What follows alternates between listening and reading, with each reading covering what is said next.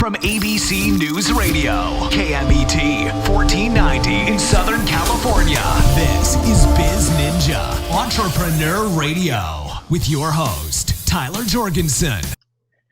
Welcome out to BizNinja Entrepreneur Radio. I am your host, Tyler Jorgenson, and today I get to have a guest with kind of a fun story in the fact that we first met back on April 5th, 2011 at an event where Howard Schultz was speaking and about his new book.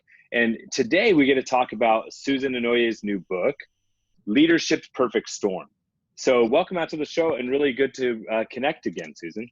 Oh, great to be here with you, Tyler.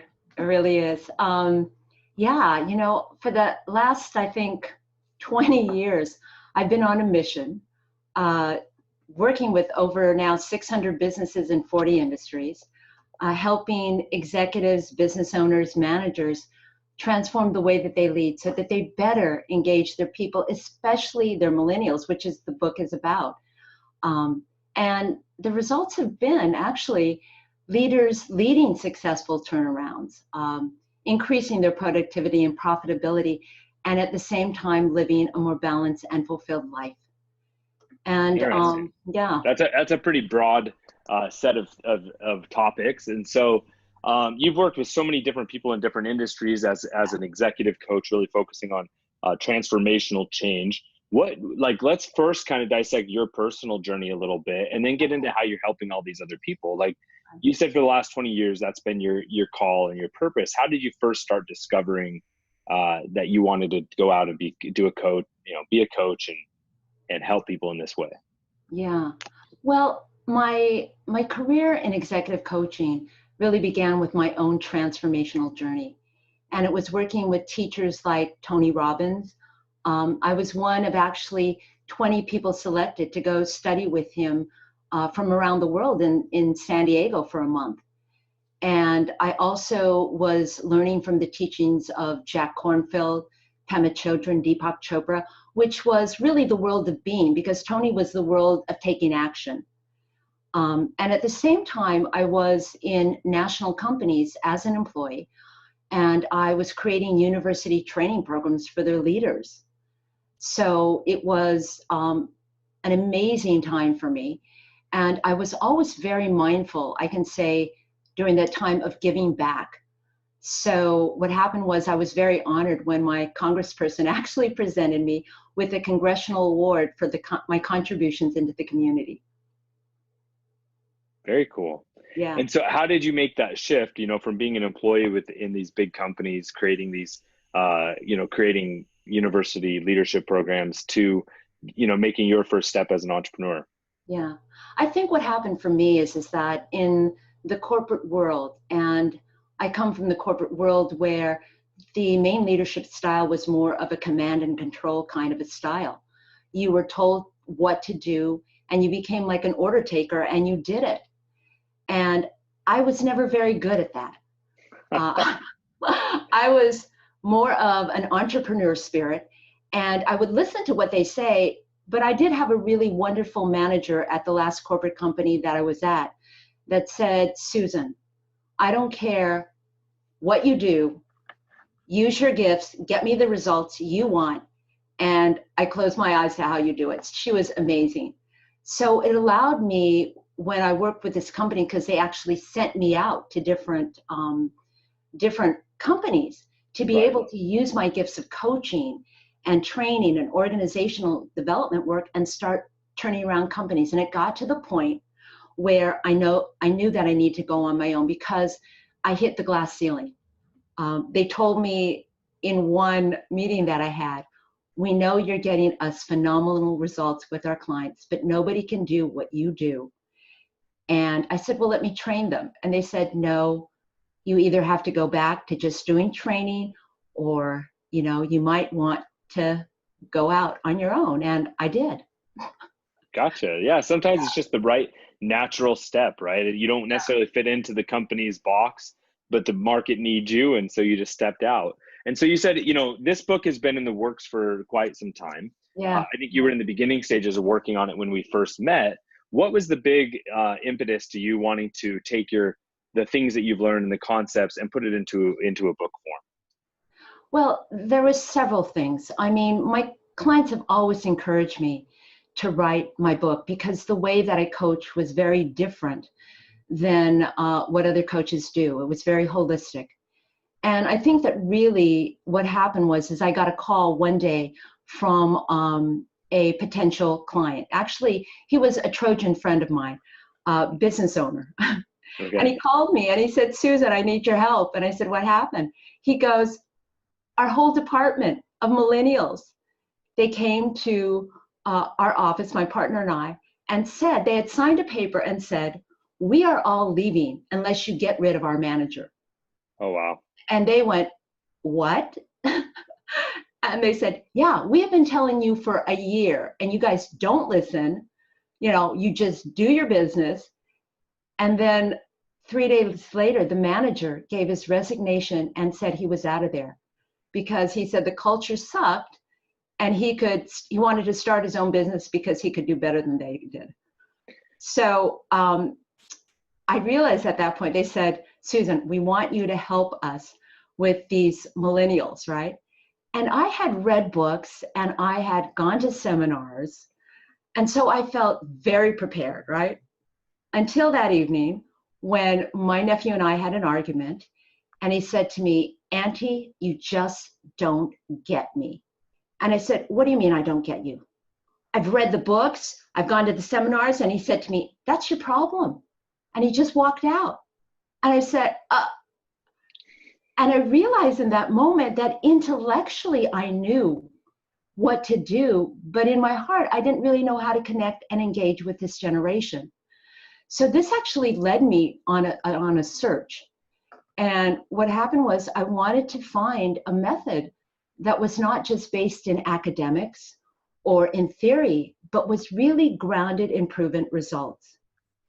And so would you say, I mean, it's almost like your book is the guide to having this, you know, there's a lot of books out there on leadership and millennials and that sort of thing. So, but yours is almost the guide of having like street smarts, not just the book smart side of it, but actually how to put it into real practice and make deeper connections.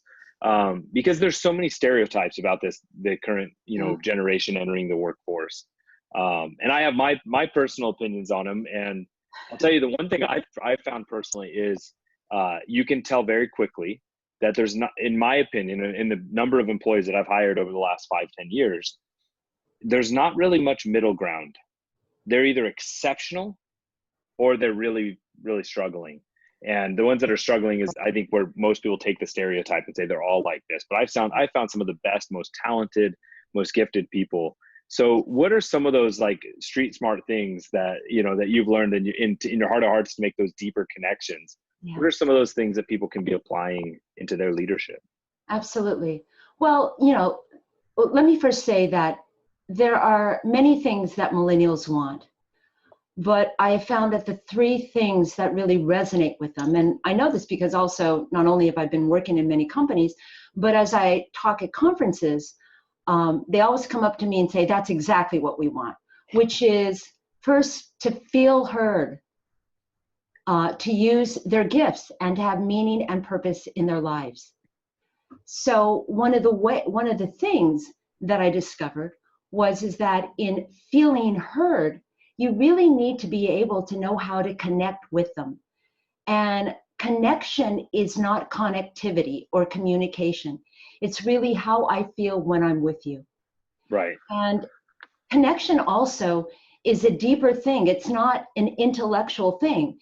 It uses the other innate intelligences that most of us are not aware of.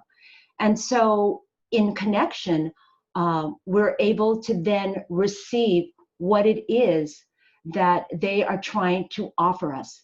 So for example, receptivity is one kind of practice that people are not used to because people are told it's better to give than to receive.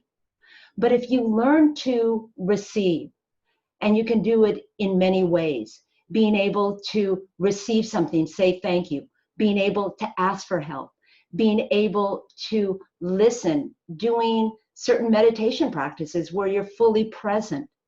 The aspect of receptivity allows you to be able to be open to what's being offered to you. And there's other practices like being able for them to use their gifts. You have to be able to see the gifts in them. Right. Yeah. That brings up a good point, because you use a term in your leadership talks and in your book called Sawubona, right? And so Sawubona is a Zulu word. What does it mean, and how does it connect? How does it connect into helping people feel heard? Yeah. So Sawubona is a Zulu greeting meaning I see you, as in seeing the whole person. And there's a saying which is people are often watched yet seldom seen. Because when we're watched, we tend to comply, so we don't get in trouble. But when we're seen, we're inspired to be the best that we can be. And so why this is important is because people tend, especially managers, tend to watch their people to make sure they do the right thing according to how they see it. And it's a subconscious way of trying to control others.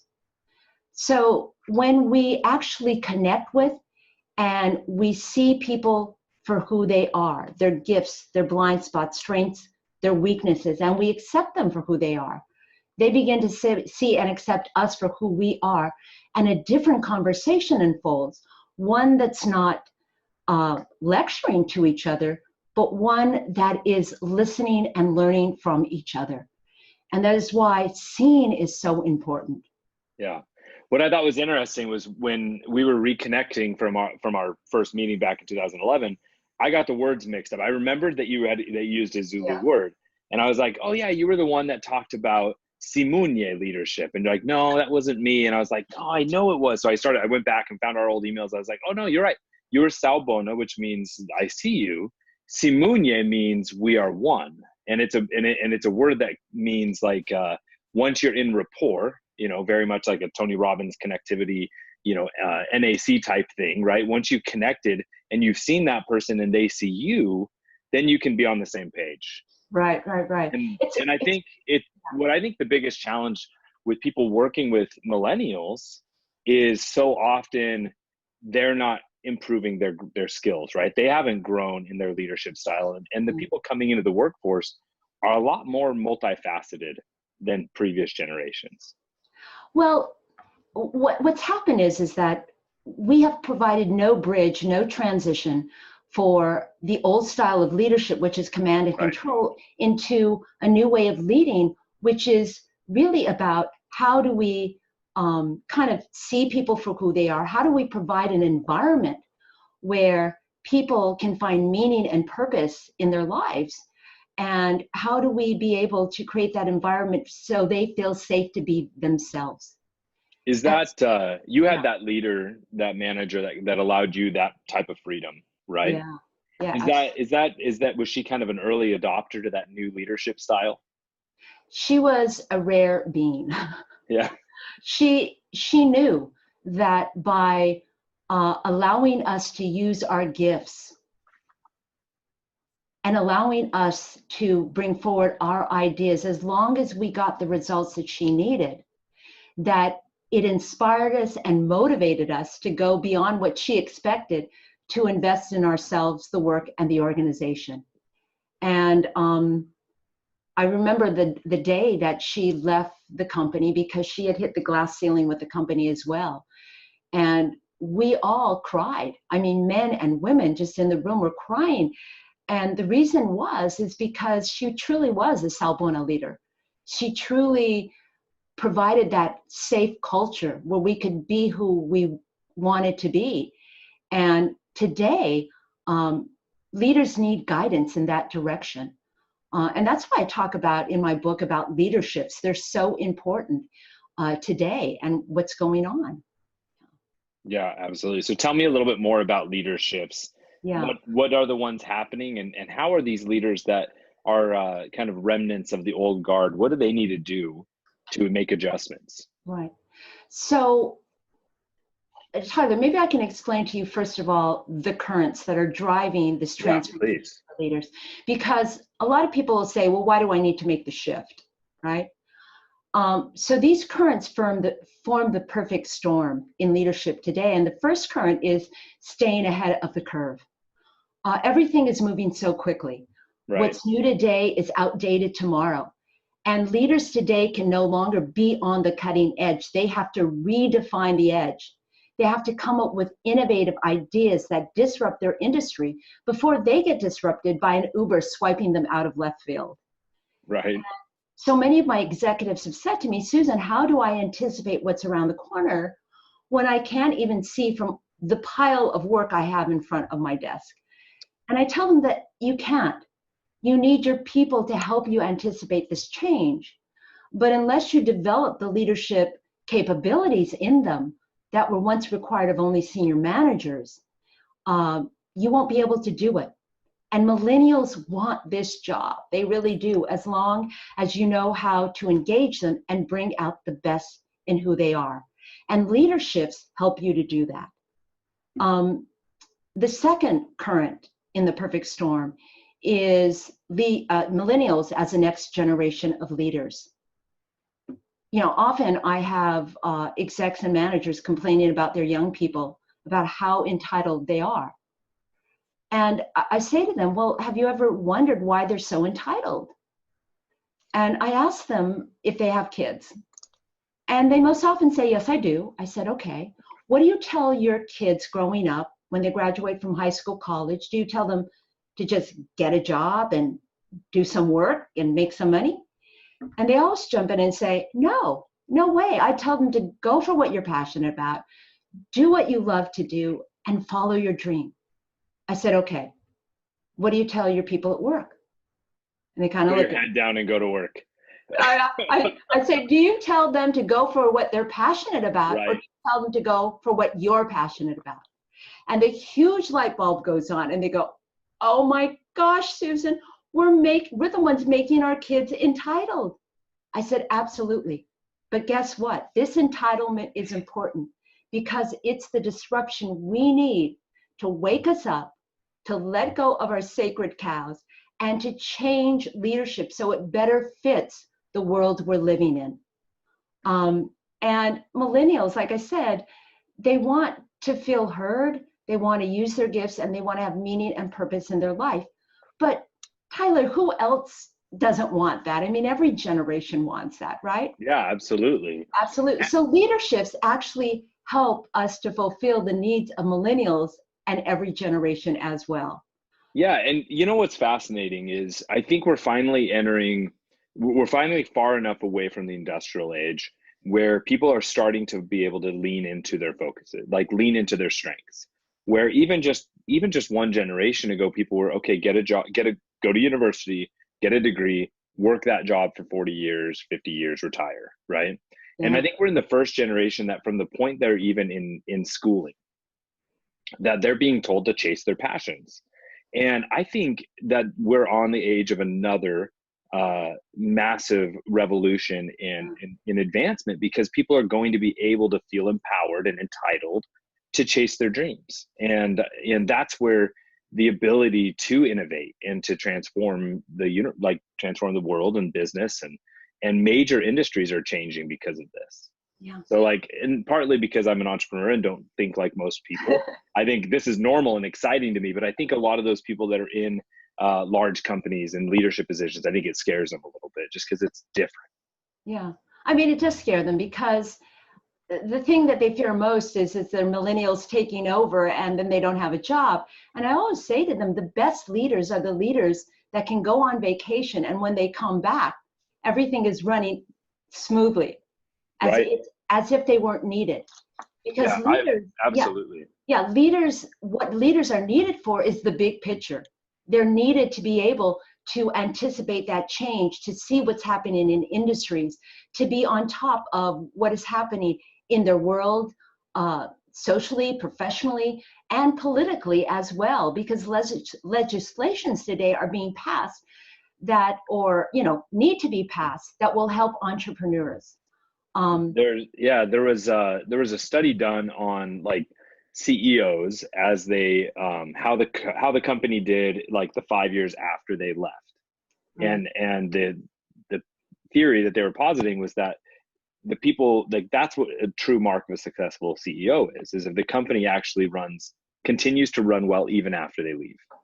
right? And I thought that was fascinating because a lot of people, their pride once I left, it just, the whole thing struggled. It's like, well, you didn't build a very good machine then. But it's actually the old way of thinking. It is that command and control style of thinking. Like, I'm at the top, I give the commands and you do them. So let me also say that the third current of this perfect storm, because this is very important. The third current is the fourth industrial revolution, and it's artificial intelligence. It's robots replacing people. And so the question becomes is, how do you compete with the robot? What do you have that robots don't have? And we have found that it's not intellect. It's not the intelligence of our head. It's the other innate intelligence that are overlooked and undervalued. And this is the intelligence of our heart and the intelligence of our bodies, which neuroscience has proven that lead to emotional intelligence and somatic intelligence. This is what makes us invaluable, irreplaceable, and what robots can't compete with. And leaderships actually help us to develop these innate intelligences, so that we are able not only to utilize them, but implement them in every aspect of our work and our life. And yeah, go ahead. Sorry, I didn't mean to cut you off. No, and I was just saying that, and these are the drivers of why transformation is so important in leadership today.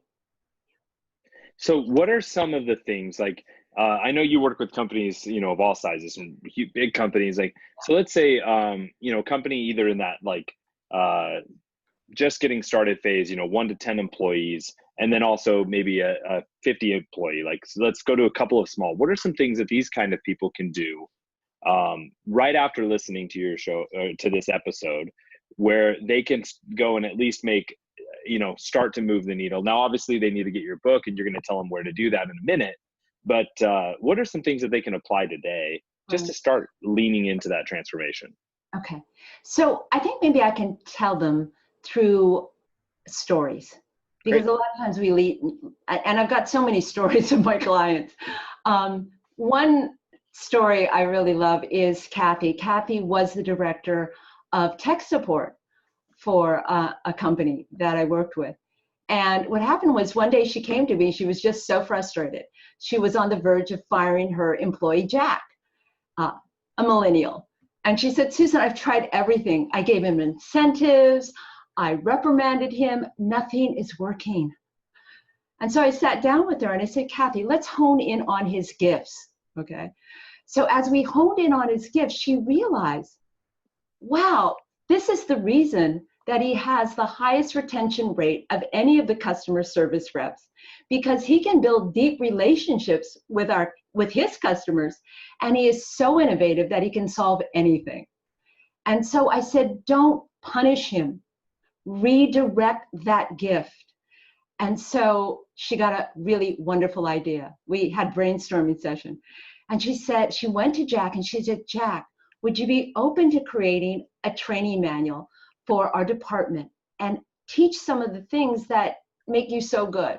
And he was happy to do it. So the results were this: the company got a training manual, but they found out he was also wonderful at training because he was very good at communication.